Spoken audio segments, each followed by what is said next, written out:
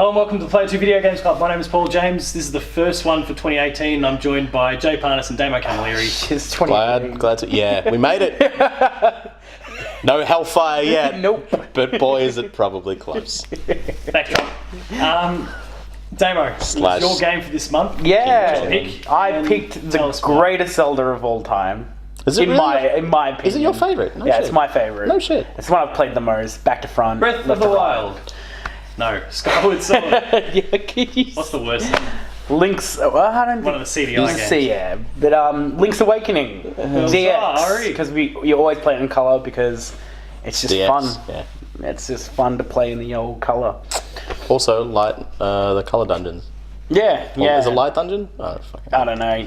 You had to knock Pegasus boots, knock the book I never down. actually played the DX version. I never played the original black and white version. I guess. Fucking almost had a game. Dude. Got in on the ground floor, and I just didn't. I don't know. Well, no, that's it's one of those things. They release a remaster. Let's call it that. Well, no, I got So I mean, there's other games coming out. I'm like, nah, fuck that. I'm not playing. I got a Game Boy Color for Christmas, and then that game came with it. So Yeah, that was one of the marquee ones for the Game Boy Color, wasn't it? yeah. Because I remember on the ads, it was like the droplet of colour would like just like wave the it Switch. through. The marquee title for a new system is a remaster or a port. Same with the Wii. It's the same with the Wii, dude. Like, they've been doing it for decades. Like. You suckers will buy it again. Right. And the 3DS. They put out fucking Ocarina of Time. Through the looking glass, people. Yeah. Alright, Damo, go for it. What do you got for us? Alright, so I'm on to you, Nintendo. I know what's up. Print money. It's the same money. So kind of a weirdish kind of start to a Zelda game. Like you wake up in a bed. Well, that's not weird. No, that's not weird. That's... But like the first thing you got to do is go down to the beach. Fact that you wake up is the surprising part. And you don't have to be woken up. Actually, is that the genesis of that? Is that where the Link waking up comes from?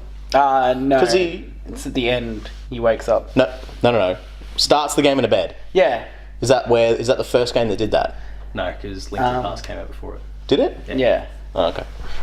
All right. Sorry. No, that's Yeah. How long before? It wouldn't have been long. it wouldn't be that long though. I think Yeah. Breath of the Wild, you Maybe wake a up year in or a two. pool. So that's... They're slowly, they're futurizing it. Yeah, he soon wakes he's up just going to in- be like waking up in like a fucking status pod and like... It kind of is a status pod though. It's like...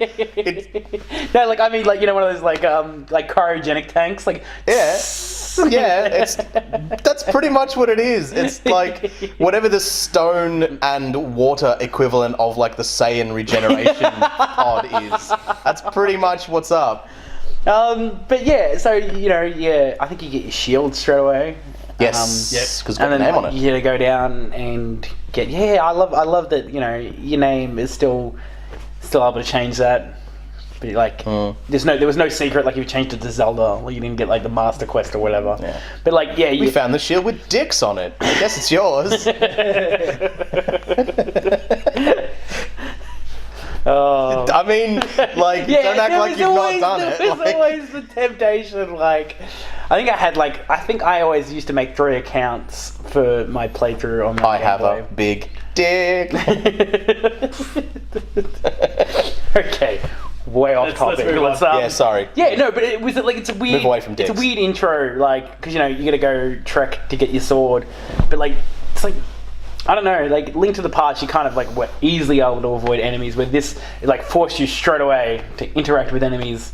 Well, because this was, And then- you would bump enemies away, wouldn't you? Yeah, you had would to kinda, like repel. you had to like push the little the spike- spike things, the, the Kirby spike ball things. Yeah, they look like. There's a lot of crossovers with. They look like other Gordo. Nintendo IP and that. Yeah. They were supposed to be sea urchins, weren't they? Yeah, pretty much. Yeah. But you wouldn't have known it. If you'd have played Kirby beforehand, you'd. Well, yeah, you'd be like. But then we "That's get the Gordo." introduction of the owl, like yeah. the grand old wisdom giving. Yeah. Smash A for 1 billion times, and then it's like, do you need me to repeat that? And you're like, oh no, shit. No, fuck. Yeah. How do you feel about like Sticky tape down the B button. the overarching guardian of an owl giving you information and things like because it appears in all the dungeons. It doesn't like it's different this time from Ocarina. Like it doesn't just appear when you hit a milestone or anything like that. But like To be completely honest, this might be a little bit of a side reference to that, but I love and this, they kind of did this a little bit in A Link to the Past, but not to the same extent. With the owl statue, we got to find the beak in all the dungeons. That's dope. I love that. And they did that again, and this will probably be becoming, especially from me, a lot over the course of this discussion. A lot of Link's Awakening set the stage for what Capcom did in the Ages and Seasons games. Like a lot of the mechanics and stuff in that game. That's I really like them because I felt that Jay gets his way at some point. We'll be doing those two. Games. We will be doing those. Those are fucking. That'll be like games. a back-to-back choice for me and Jay.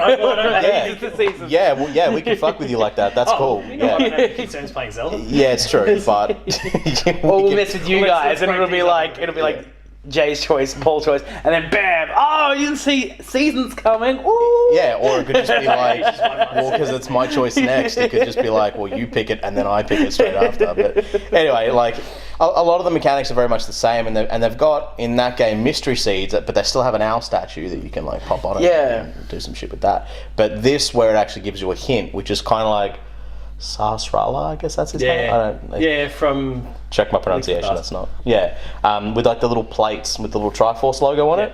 Whereas they kind of turned it into almost the mechanic of the dungeon. Yeah. Whereas like it would be an item that you would find in the dungeon, and you would be able to you would only be able to speak when it's got its beak, which I thought was really cool. Yeah. Like I mean. Yeah, we'll go on to you, and then we can can talk about one of the most annoying hints in the game. I mean, I have no dramas with it. I didn't really care that much for I've forgotten his name, but the owl in Ocarina of Time. But still the points you're making for like this. Hoot Hoot. Oh damn it! I pressed A again. Hoot Hoot. Knocked owl.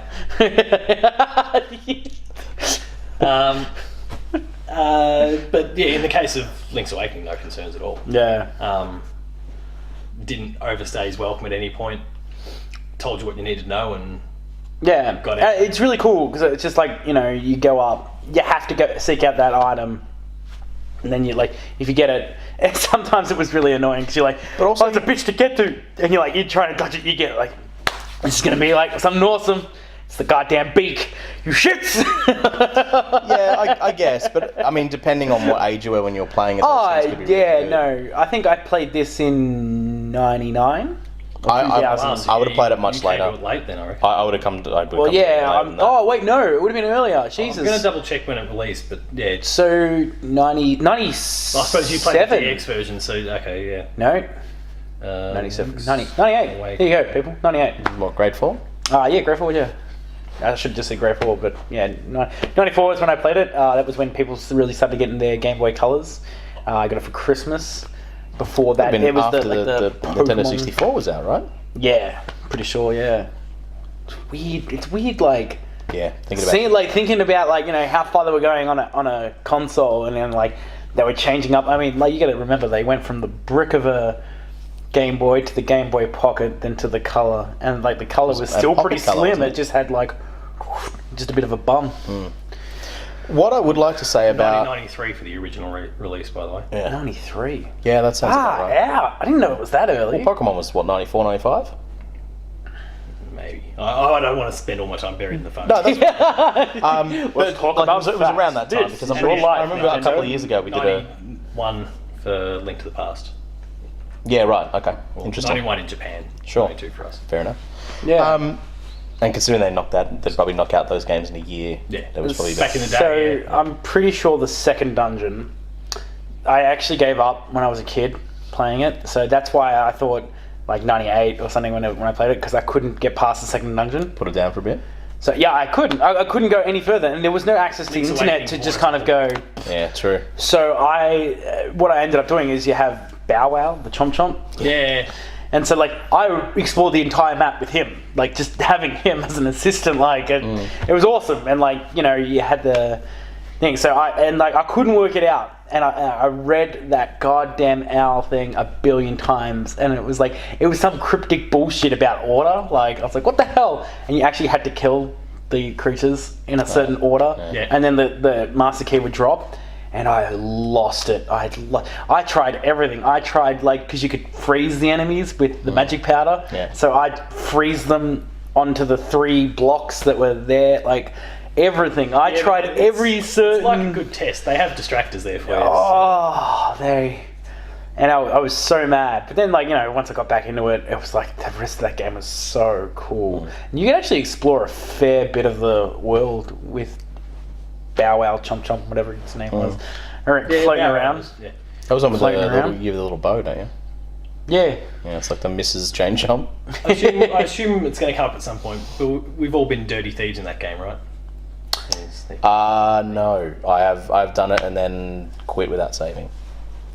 So I did it for a heart because I screwed up. I picked up the heart and then I just walked out. I was like, oh god, whoops. I went back in. He's like, food. I was like, oh no, because if you got 0 kills, if you died 0 times through the game, there was a completely different ending, and that ruined my like perfect playthrough. Yeah. I was so mad. I was like, what? All because I didn't think I actually died. I just thought like I got zapped. Like, I was like, cool. But I eventually, like, I think I'm on my like 10th playthrough, I just used to steal the bow. Like, I was like, because I used to grind out. Like, from the very beginning, I'd grind out, get the shovel, then grind out playing the mini game where you get the Yoshi. Which starts the trading quest, which is going to lead into the like next question. Oh, you you enjoy before you touch on that, just to quickly duck back to the owl for a second, because he comes and has a chat to you after every dungeon, and it's kind of like almost like the narrator of the story, because he talks to you, but he also talks kind of at you and about you as if you're in third person while you're right there in front of him. Yeah, and. He did too. Yeah. Sorry, I take back my earlier statement of he wasn't there at every milestone. Yeah, no, after every single dungeon, because he tells you where the next dungeon is. Well, gives you. He does too. Yeah. And so, for me, I kind of just plowed through that game. That's what happens when you. Oh yeah, you just hit the B button and then like A. That's the end of his dialogue. I didn't even realise. Good times. But it's kind of like in the same sense as like Majora's Mask. Awakening's kind of like a Zelda Gaiden. Like it's kind of like a side story. Very much so. And like I think that he plays the part of the storyteller really well, because I mean, there's goings on, but the world doesn't really change. Yeah. Whereas in like if you think of like Ocarina of Time, for example, while there's dialogue, the story is kind of a lot of that is like environment and cutscene. Yeah, this thing is fucking like Death Mountain's crazy because there's exactly. Whereas there isn't really any of that in Link's Awakening. Yeah, but it's kind of like it's the owl's kind of and it's the owl kind of telling the story of like. I've never thought of that, man. Yeah, That's crazy. And I think it's really interesting because they don't really do that very often. No, like. They try and put all the stuff into their timeline or canon or whatever, but really they are side stories. Like they're really they're kind of like they're not really canon. You know what I mean? Yeah. And I think that's a really interesting way that they could make short Zeldas. Like I don't really necessarily think they all have to be massive, big Ocarina of Time, Breath of the Wild games like that. I suspect Nintendo doesn't agree. But that's the thing. Their like, choice to make whatever. But when was the like factoring out that the fact that the Switch is also a handheld? Like when was the last really captivating handheld Zelda? Link Between Worlds. So it was the last handheld. All right, before that.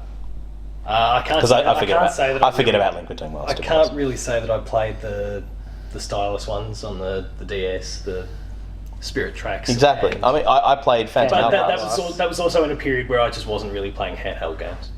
Fair enough. Like I was so up the arse of my console. Yeah, it didn't really. Not much has changed. But that's the thing. Like when you think of like a Zelda side story, like I think that Ages and Seasons was maybe Ages and Seasons was very strong. Minish Cap was very strong. Link's Awakening was very strong. Like, and again, that's always a solid point to bring up about anything. It's like. Some of my favorite Zelda games have not all of my favorites. Canon. All of my favorite Zeldas are made by Capcom. Yeah, shit's fucked up, but it's true. But yeah, exactly. Yeah, that doesn't involve Ganon. Yeah, it's interesting. Not that I have a problem with Ganon in any way, shape, or form. Like everyone's always like, oh, that's how it has to be because of So I was like, what about Majora's Mask? Fine. What about Majora's Mask? Probably my second favorite Zelda, man. Well, there you go, and that's what I'm saying. Like Majora's Mask is a side story Zelda. Yeah. Like it is a man. It is a tangent. Like it was a solid like fan fiction thing called. I just wanted to. I wanted it to be a game. It was so solid. It was like called like The Boy Who Lost His Fairy, and it talked about how like Majora's Mask wasn't just about Link, saving the thing. It's like it's still about the story. Like he's looking for Navi. Yeah. It's like, and it's kind of they could have just kept that going, but they could have. But I guess again in Japan it's called Legend of Zelda Gaiden. That's actually what Majora's Mask is called. So it's literally supposed to be kind of a one-off side story. Yeah. Which, that's fine. You're definitely right. They definitely could have done something more with that. Yeah. But I actually think they could do more with Zelda side stories. Oh, definitely. I really think that there's... And this is a prime example. Like, this is an amazing example. Exactly. Link's Fantastic Awakening. If you haven't played it, believe me, like, I'm going to tell you a billion times during this podcast, like, pick it up now, emulate it, buy it, Nintendo ever decides to do Virtual Console on the Switch. Or if you've got a 3DS, they put that out was it in 3D or was it? It won't be in 3D, but yeah, it might be. Sure? It might be on the Virtual 3DS, Console. I think, has it. I'm pretty It's sure definitely, they have it. that was the first Virtual Console game they released for the 3DS. Yeah. Oh, sorry. When you said 3D, I'm like, there's no 3D about it. Did they not? Did they not give it like the Excite Bike type? No. Okay. I never used 3D on the 3DS. Yeah, so we'll go back I went out and bought the original question. Yeah, sorry. The side questing in the game. So you had like, it's always a very interesting thing to see in Zeldas is like these side quests. The trading because it was such a small game, it had such an two giant overarching side quests. There was a couple here and there. Like you had your photos. Photos was funny. You had the seashells. And you had that's right, the seashells. The trading I couldn't get sequence. into for the same reason that we spoke about. Like one of my Games Club games last year was Secret of Evermore, which I adored, but that trading sequence was that's a little different because that requires so much math and memory. Whereas it was the same sort of idea. Like I don't like that. It's basically just fetch quests. I don't know. I feel like that trading sequence, like if but you it's pick the only up, blemish on an otherwise great game, as far as I'm concerned. But if you pick up the Yoshi doll at the right time, I feel like you're naturally going to go to the areas where they are anyway. Yeah. Yeah, I pick it up. I pick it up at the beginning of the game because, I thought I didn't know what the fudger was. I was like, oh man, like I gotta grab that. It must be some super cool item, and it was like okay, and then I was like cool, and then I worked out the system of how to always pick something up. And so I just get the rubies because I thought the shovel when I first played it wasn't actually like a sword upgrade. I was like, oh sweet! It's like, oh, it's a shovel. Shovels does Shovel Knight. Well, yeah, no, and then and then there's that like the farming area right below the shop and between the convention center, the game center. So like you could just hack all the grass and leaves up, and you get a bunch of coins, and then I'd shovel. And then you'd shovel everything. And then it's like the thing, and it was like that's where I found my first seashell. So it was like kind of a really nice little progression thing there. Like it's like of course the first thing you're gonna do is like you're gonna go see what's in this huge pile of crap. So I thought that was kind of clever. I mean the photos thing. The pictures look really cool. They were, but I didn't have print them out on the Game Boy printer. Yeah, I didn't have a Game Boy printer, so that's why I never really concerned myself. Did you have a Game Boy printer? I don't know everyone that ever used it. I had no. I had the camera. I was like, oh, buy that. It's a Nintendo peripheral, and then it sat there and gathered dust. You can still see it today. Pile this big. But they're really nice. That's the dust. They're nicely drawn images, though. Yeah, they were really beautiful images. Really clever, kind of well thought out. Yeah, it's pretty great. Victory. Yeah. So side questing. Did you for me find it annoying or not at all? Just kind of a? Because I remember in that game every time, there would be it was pretty obvious who would not be accepting of the item that you had. Yeah. Right, and usually when you got access to a new area via the the cliche of Zelda of I've got a new item now, I can pick up this boulder, I can jump over this cliff, pitfall, whatever. Yeah. Which gives you access to more of the island, and usually it's just a segment that you get access to, and there's not that many NPCs around. So for me, it was usually I would have gotten a couple of villages here and there. Yeah, usually I would have gotten to a point where no one needs the shit that I've now got. Someone gave me some, like, I don't know, like a can of food or something, and it's like, well, no one needs this. A can of food. Yeah. And then you get, and it's like, well, all right. And then you go beat the next dungeon, you get a thing, you find a new area, and then this dude's like, man, I wish I had a can of food, and you're like, surprise. just like, It's like, thanks. yeah, pretty much. Here, have this pile of shit. Next time offloading, go. Yeah. I don't know. So for me, it was never really. Go play traffic. It was never really a burden. Though I, gotta be honest, I didn't partake into that the last time I played it. Like I didn't complete it. I don't remember what you get at the end. I can't. I don't think I could. So I don't even know if it's necessary this time. Nice pat in the back. Bit of reassurance. Well done. You did it. I mean, we give it a quick Google. That's all you get for finishing the game. So it's like... Yeah, and then there's a painting as well. So if you go into one of the villages, there's like two almost hippopotamus-looking people. I don't know, maybe it was Animal Crossing. Everything was, it was a weird, like, Animal Crossing almost, of, like... years and years before Animal Crossing. Yeah. And this lady has a painting, and it's like, you can look at it, and you go into it, and it's, like, incomplete, and, like, I think she's crying. And I know there was a trade part of the trading that happens in that house, and I thought, oh, this is when the painting ends, and it didn't. And I don't know for the life of me how to get access to the full thing. I probably should Google it. Look to like 100% walkthrough of that game. That would be a solid magnifying lens is what you get for completing it. Completing the trading sequence. Magnifying lens. I don't remember what that does. See, it acts the same way as the lens of truth. Except it doesn't take. Yeah, that's right. Its main use is to read the true path through the windfish's egg.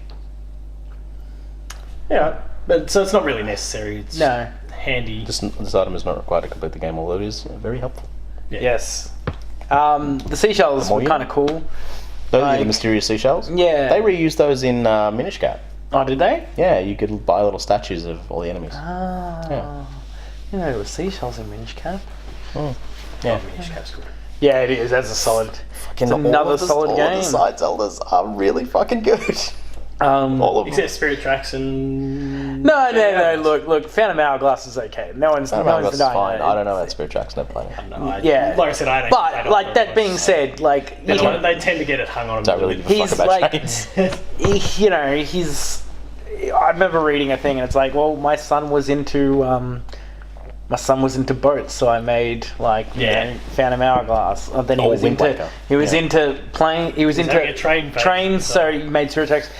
He's into planes. So I don't know what I'm gonna do next. And then Skyward Sword came out. It's like, so he's into tablets now for Breath of the Wild. Like that's his go-to thing. I mean, babysitting these days. Gimmicks. And magnets. Babysitting. Magnets. Got really easy. Magnets make everything better. How do they work? But no, I thought it was kind of cool. Like, I did enjoy the side quest in the seashells. Obviously, give you an upgrade to your sword. It goes to a ping. And I like it how you didn't need every single seashell. Like, you could just kind of do it early. Get by with. I think it's 18 or 32. I can't remember exactly. It's been a while. I think there's 32, but you could get away with like almost 18 or 26 or some bullshit. Whatever. You didn't have to get the whole lot, though. No, you didn't have to get the whole lot. And it's like cool because like you go into the room and it's like bing. But you should always actually visit the seashell place because there's like 3 items you can get from it. I can't remember what they are exactly, but I remember the last one being the sword upgrade. It just makes things easier. Doesn't it give you the always power of the acorn and the piece of power? I don't know. Maybe. I'm pretty sure you just get that power all the time. Okay. So it's like you take half damage and also you could smack guns across the room. Oh, that's you didn't play the coloured version, so you never entered the colour dungeon. No. Well, Jay, this is the next question. How cool was the coloured dungeon? It's awesome. Yeah, it was amazing. Yeah, it was. I mean, it was like. Paul, you can go for a walk if you want to spend the next 15 minutes talking about this. What was the extra one that they had in Master Quest of Ocarina of Time? Oh, wasn't there an extra dungeon in that too? to the next dungeon. I dabbled in Master Quest. Yeah. Never played through. I dabbled. Mm-hmm. Yeah, I feel like it was very much like that. It was very much in the vein of like it's. I mean, it wasn't a very complex dungeon. Yeah. It was just there as it was fan service. Yeah. And it was a throwback to Zelda 1. Yeah. And it was really good. Yeah. So like, that end color boss, he's a bitch. Like, Link's Awakening, no? That's the one we're talking about. Yeah. Link to the Past. You remember you guys will probably remember those that played it. It's like you hit they're like kind of octopusy things with like and you hit them and they bounce you, but they bounce themselves. Yeah. Well, it's a giant one of those. That's the final boss. Like, and I mean the trick to beat him. Yeah, spoiler alert. Oh no! Like in the color. If you're watching a show called The Video Games Club, you know we're going to be discussing a game in depth. So spoilers are just inherent to go with that. In the colored dungeon, it's not the windfish. It's not the windfish's final boss or whatever. It's just the game. It's just the colored Color dungeon. Yeah. And he was a real bitch. Like, 'cause you'd hit him or you'd Pegasus him. You had to keep hitting him to the color change to a point where he'd die. And the beautiful trick that I don't know how everybody just knew before the internet existed that you could do it was the bomb arrows. Equip the arrows, equip the bombs, and you just shoot a bomb arrow. Actually, that's something I'd like to speak about because I'm pretty sure it is the first. I don't know about Zelda 2, but I'm pretty sure it's the first Zelda where you can just de-equip your sword. Oh yeah, you could de-equip your sword, couldn't you? Yeah, because your shield. You had A and B. Well, because I'm pretty you could de-equip your shield in. Was it? Yeah, there's been games since. No. Could you do it in? But I can't. Was it automatic? Was your shield automatic in Link to the Past? I don't remember. I believe so. Yeah, It might have been. So where basically you literally had like left hand, right hand slots, and you could just put whatever shit that you wanted in them. You could even change over your sword and you could have shields, it backwards. Yeah, you could. Yeah, so weird. You could have. agency. Yeah, well, and for some circumstances you needed to. Yeah, so you needed to have like the Pegasus boots in one, and the Roc's feather in the other, so you could jump large chasms. Yeah, charge and then. Yeah, it's like I think that the game design there is genius. Like considering what platform they're developing for, like the Game Boy, not exact. I mean, look at Metroid 2. Like by comparison, that game is there's some shit in there, but boy, it's rough. That game, I think, I think Link's Awakening it's a fantastic extension of the Zelda series. Yeah, and something like that, which they'd never done before. They'd had swapping items like in the first one, but not nearly to the same extent. Like this, like being able to literally customize your loadout and having that be gameplay relevant, where, like you said. Or both of us said, with the Roc's feather and the Pegasus boots and stuff like that. And there were other combinations as well, like sword and Pegasus boots, or I'm pretty sure there were flying enemies, and if you equipped the sword and the Roc's feather, you could like jump, attack. There were some enemies that you couldn't hit on the ground. Weird, like for a 2D, like especially given it's top down. Like it's like. It's so weird. I love it. It's such a cool game. It's a really neat game. And I think that with doing stuff like that, and the way they made the shield be actually active, like where you could actually bump dudes away from you, like off cliffs and shit like that. Like whereas in the previous games, when it was automatic, it's like if you're not doing anything and you're standing still. Or could you do it when you were walking? I don't remember. But basically, if you were like... You could do it while you were walking in Link's Awakening. Like, fucking... Link to the Past? Link to the Past. Yeah. Where dudes would shoot stuff at you and you would be able to block it. Whereas in this, you actually had to have your shield out. Yeah. And you can be swinging your sword while your shield was out. Like, it was a real thing. Yeah, which is a little bit more... Yeah. And, I thought that was really... really smart. And they effectively built a tutorial for it with the part where you were saying before, where you get your sword, to show how actually effective your shield can be at protecting you from getting bopped. Yeah. So, I really that was something that I was thinking about. I'm like, it's definitely the first where you can take your sword off, for sure. But yeah, basically being able to just chop and change, and then and that became the way to go for like the Ages and Seasons games as well. It led the path for that too. I'm pretty sure they took it out for Minish Cap though. Yeah, I think you always have to quit there. Yeah. Ooh, that's the other thing. Like, it's kind of side questy too. Like, there was 3 Ocarina songs, which is kind of weird. Like, Don't forget the fishing. There's also the fishing in there. Oh, there was the fishing, yeah, and you had to get the big fish to get the heart piece. That was you get the side quest of heart pieces too. That's another thing I never complete in majority of Zeldas, because it's just you forget where they are. Oh, the fishing was actually really easy. You just throw it to the end, and it's just slowly you take out like 2 fish. I think Ocarina of Time's the only one where I got every heart piece, and that was just because I was in love with it, and we didn't have the ridiculous number of games that Ocarina of Time. Yeah, and we didn't have the ridiculous number of games that we've got these days. Yeah. Like, it took me 9 months to finally get to Breath of the Wild. Yeah, but the thing about that was the Skulltulas, not the heart pieces. The heart pieces were fine in that game. It was the Skulltulas that were a motherfucker. Yeah, but you'd at least hear them if you... Yeah, but then you get locked off from some of them. So if you missed them, you missed them. Yeah.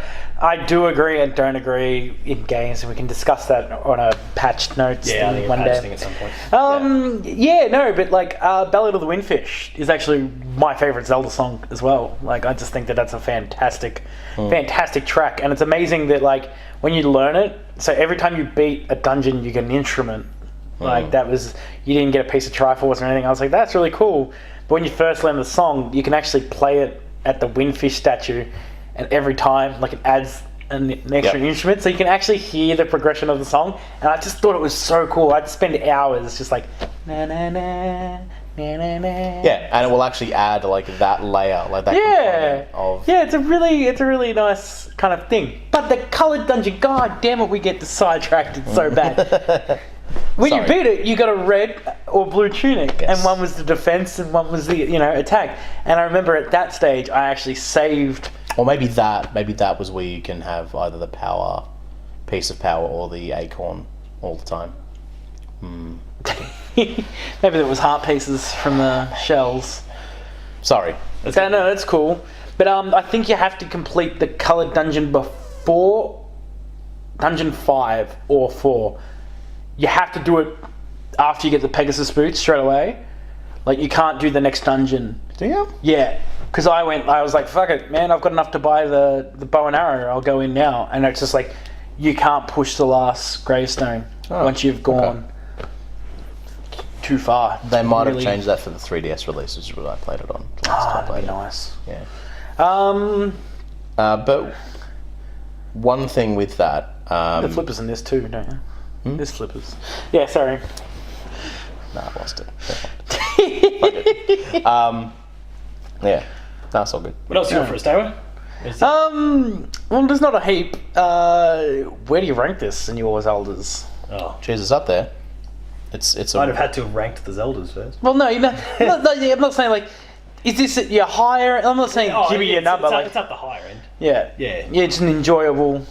Yeah, for sure. Fun-filled little side quest, as we put it.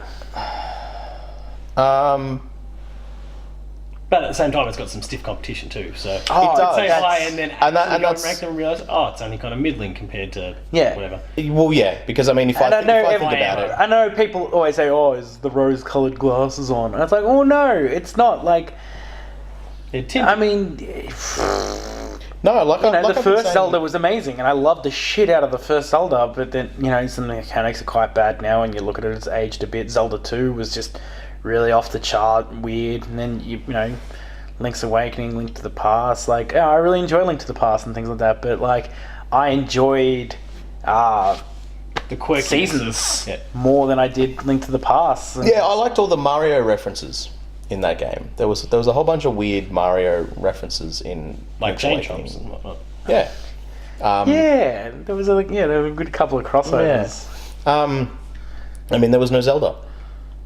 Yeah, is it Marlin? Is Marlin or Meryl? Marin. Well, Marlin. Yeah, Marlin. She was a fish. It's the Ballad of the Windfish. Maybe she was a fish that spoke. Yeah, it's the farmer's daughter. It's the like the always farmer's daughter. That's all. There's always a hero of time. There's always the Triforce. There's always a Zelda, and there's always a farmer who's got a hot daughter. Like it's hot like daughter that wants the old master sword. Yeah, wants it. She ain't getting it. She wants her own piece of the Triforce. Yeah. Anyway, but it's true. Like it's that character. Yeah. She was. But yeah, no Zelda, none of that. And she's. Yeah, it's. I like when Link's on his own little questy things, and I think we've discussed that in good detail. But it's kind of cool. Like when they do set up these side stories, like. Does Ages and Seasons count as a side story because Ganon's in it?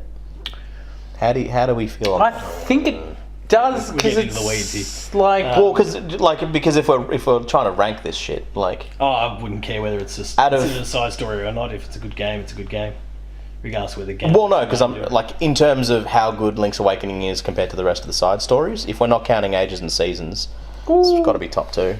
Yeah, fair enough. I'd put it above Majora's Mask. Fair enough. I don't think I'd put it above Minish Cap. Minish Cap's like your jam. Minish Cap's fucking dope.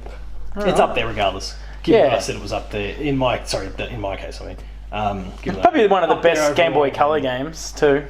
If you give for sure one of the best Game Boy games. Yeah. It's Look, I really like a lot of because the puzzles were very different in this game because of how they went about the items even just also the limitations of the Game Boy, and I'm not talking about but not even that I'm talking about like the number of buttons because I'm pretty sure like it was the first to have things like the Roc's Feather and stuff like that. It was the first game where Link could jump. Like it was the first game where no, this isn't the one, is it? Because I mean, technically, you had the ladder in the first Zelda. This one as well had when you go downstairs and you get the side-on view. Yeah? Yes, and that's why you needed the Roc's Feather to jump. Yeah. No, there were platforming sections.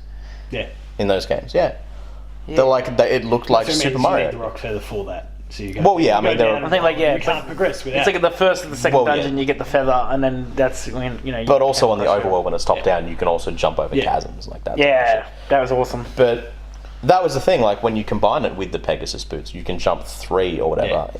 Whereas you couldn't do that. Even like the only other time you've been able to cross chasms is Zelda 1. Up at that point, which was with the ladder. I don't think there was anything in Link to the Past. No. And there was no jumping in that. Yeah, but there weren't really a high platform and you go. But there weren't really chasms either, like single. Because that was the thing. Like it basically made the game a game of squares. Yeah. Like every screen in A Link to the Past was a grid. Because you could dig squares, you could, one piece of grass was a square, one boulder was a square, a chasm was a square, and so everything, you could basically measure. So, for example, if you wanted to jump a chasm, you would need to measure, okay, well, this is the whole overworld map. This is 3 holes. Yeah, exactly. The entire overworld was a grid. Was literally a grid, yeah. And it was cool, because, as you explored it, the grid, things, you could actually see what you've explored and stuff. Where you didn't, head. Where you hadn't gone. It's kind of like in Metroid, how the map will only show up when you've been there.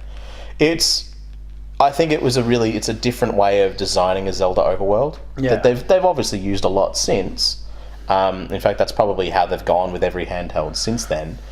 But I think it's a really interesting way of doing it because it changes how they design all the puzzles. Because it's okay, well, with the block pushing puzzles, they have to make the screen size a perfect size for you to be able to, do the shit where it's you've got a weird assortment of blocks that will only be moved once, and you've got to get the chest at the end and stuff like that. Where, and you've got to jump over a single chasm, and and then move this block and push it in the hole. Just all that sort of shit. It's very different puzzle design to most of the other Zeldas. It's very similar to the first one. Yeah. But again, when based on the items that they put in the game, it changes very different. Yeah. So and being able to pick up and carry shit as well that there was a bit of that in Link to the Past, but not in the same way. That makes sense. So Yeah, and again, they trailed all of that into the Capcom games. Like, you could actually you could transition rooms with a boulder in your hand and stuff like that. It's yeah. We'll save that conversation for when we inevitably do. Look, it's only a matter of time. The point that I'm trying to make is that we're on the Zeldas now. The point that I'm trying to make is that 2018 has come at us hard. It's like, this is actually a genesis point for a lot, and that's why I've been sort of being like, is this the first Zelda that because they did a lot of different things that they then carried through to a significant amount of Zelda games. Yeah. Like, I mean, it'll be interesting to go through and actually, like, I might actually go through and pick apart this game, like, give it a full study. Yeah, it's we're at that stage where it's like, hey, it's a bit of our history now. Like, yeah, for sure. 2018, we're getting old. Yeah, can't fucks, mate. Anyone born in 2000s, turning 18 this year. God. Back to my point, because that's depressing. I think millennials are allowed to drink now. Oh. I think it's really interesting that this game is such a because it's not exactly a spoken about Zelda. Like, when people talk about big Zelda games, it gets forgotten. Yeah, but that's the point that I'm trying to make. It's definitely the genesis point for a lot of Zelda tropes and puzzle design and stuff like that. So I think it's an extremely important Zelda, regardless of whether you like it or not. It's very important to to know your roots. Like, I think it's Look, go back, important. especially if you get a 3DS. I'm sure you can buy it on the store. It's like $15 or something. Can't ask you if you'd like a sequel. Have plenty of them. Yeah, so just a heads up, I would say if you steal something from the store, your name changes to thief, and you'll die if you go back into the store. I don't know if your name changes from thief straight away, or if you have to go back into the store for it to. No, I think it changes straight away. If you get 0 deaths through the entire game, there's a different ending. And one to work for. Yeah, that's definitely something. I think it's pretty easy to do. Unfortunately, I've never done it, and I said it's really easy to do. But like I said, I screwed up as a kid. Went back into the store after stealing a heart, being like, "Oh God, I gotta pay him or something." Like that kind of thing. And it's like, and as a kid, Damo was going, "Jeez, is this what happened in real life? If I was stealing it?" So I went off and started stealing stuff to see what happens. In terms of sequels, juvie for 20 years. Question to the both of you. We kind of touched on it earlier, but do you think they should be making more Zelda side stories like this? Oh, they will. Yes. Do you think they will? I don't think they will. I think they'll just make it a big. Yeah, the last one was technically just. The last many have just. Yeah, because even that was like. Yeah, but that mechanics was console freaking amazing. Yeah. No, so to Jay's point, though, it wasn't really a side story of sorts. Yeah, that was a direct sequel, isn't it? Don't you actually play as the same Link in that? Or is it that much? I don't recall. Yeah, I think so. I think it's a direct. Sorry, but no. Or like a. I think they should. I don't know if they will. I mean, like, they've got their Hero Warriors now, and they've got their. Yeah, I don't. That's no. Look, I really think that it's good that they've moved away from the old Zelda format for like their big marquee titles, but I think that it's definitely fair for them to be making, like, if you take the generic Zelda format of like get item in dungeon, use item to beat boss, use that to access next dungeon, rinse repeat. Yeah. I think if you can make an interesting side story, then that formula doesn't matter. Like, it doesn't matter anymore that formula is repetitive. Yeah. Because something different in and like in you're leveraging a tried and true mechanic to and like in system to do something else. Yeah, to tell an interesting side story. And like in the Minish Cap, how they have a lot of really weird, different items, that's where you can do that. Like, they've got the Gust Pot and like the Mole Mitts and shit like that, where it's like you can like bust through walls with the Mole Mitts and shit like that. Like, and there's like a wand that like flips things over. Yeah. Which is a real fucking random thing for it to do, but it can, and you can like kill enemies weirdly with that and stuff like that. I think that there's still definitely some life that they could put into that classic Zelda format of like new dungeon, new item, new boss, so on. They might, because it might be like a playtesting thing. So. I think with the main title Zeldas that they should keep going where they're going. They're going somewhere interesting. All right. With the Breath of the Wild thing, but I think like more Zelda Gaiden type stories, I think would be awesome. Well, I think this is about as good as a time to wrap everything up. Yeah, we give it the old thumbs up, and of course, big thumbs up. We all consider it to be amongst the better Zelda games. So go and check it out, throw it via a 3DS, or if you've still got a Game Boy or whatever, go for it, play it. If you've got it on Game Boy, maybe go get a new battery for it as well. That is the first Video Games Club for the year in the books. Yes, Jay, you're next. Do you know what you want to pick yet, or is it something we'll decide behind the scenes? We'll do it behind the scenes. Yep. And you'll see the product of that next month. If you want to catch up with more content, please make sure to like, share, and subscribe to the channel. No, I did remember the thing that I wanted to pick. Go on. We might want to talk about it off camera. Okay. Cool. There might be some friction. I might poo-poo the idea. Yeah. Right. So please make sure to like, share, and subscribe to the channel. At the moment, YouTube are being dicks, and everyone needs $1,000 to start monetizing again. So please subscribe and help us out. We added like 100 people last week, so it'd be very nice if we could add more.